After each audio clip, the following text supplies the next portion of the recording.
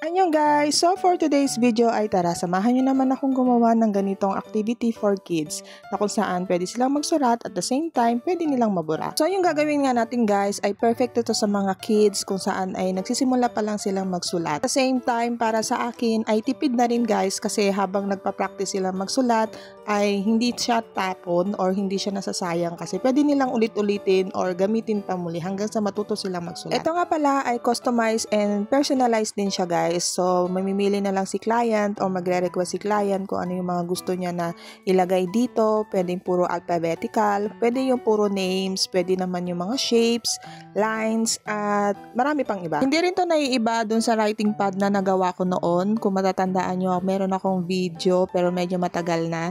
Gumagawa rin ako ng mga writing pad kung saan ay nagtatrace or nagpa-practice din ang ating mga kids doon through sulat. So, papel siya. So, after nilang masulatan, syempre, wala na pang naubos, diba? So, yung mga ganito para sa akin parang mas tipid kasi pag gusto na baby na ulitin or may practice ulit, ay erase lang nila. So, ganito nga yung sample guys. Ito, gumawa ako ng sample name kung saan magtitrace si baby.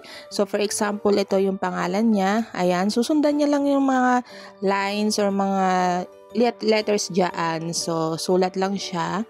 Ayan. Maganda rin ito guys, pwedeng kung gusto ni client na palakihin, pwede rin naman itong i-adjust. Then after nila mag-practice, ayan, pwede natin i-erase para sa ganon, sa next naman na gusto niyang mag-practice ulit na magsulat, ay ito pa rin ang gagamitin niya. O diba, mas tipid siya guys. Meron na rin akong pinrovide na blank whiteboard dyan kung saan ayaw na mag-trace ni baby kung alam niya na magsulat. So pwede niyang i-practice dito, then sundan niya na lang yung mga ginawa niya, yung mga sinulatan niya doon sa mga ibang page. Maganda ring activity to guys kung gusto mag-drawing ni baby mo para yun. Hindi nga siya masyadong magastos sa papel. So yung mahilig magsulat ng mga bata, ayan, maganda ito at ibigay sa kanila. So pwede nyo itong gamitin, balik-balikan kasi nga nai-erase lang naman. Yung ginawa ko nga guys ay 7 pages na siya kung saan iba-ibang activity or iba-iba yung mga pwedeng i-practice ni baby nyo. So depende na rin sa magre-request ko at kung ano yung mga gusto nila na ipalagay dito sa ating whiteboard. At ito na nga guys yung sample na ating ginawa. Meron yung mga tracing numbers, tracing letters from A to Z.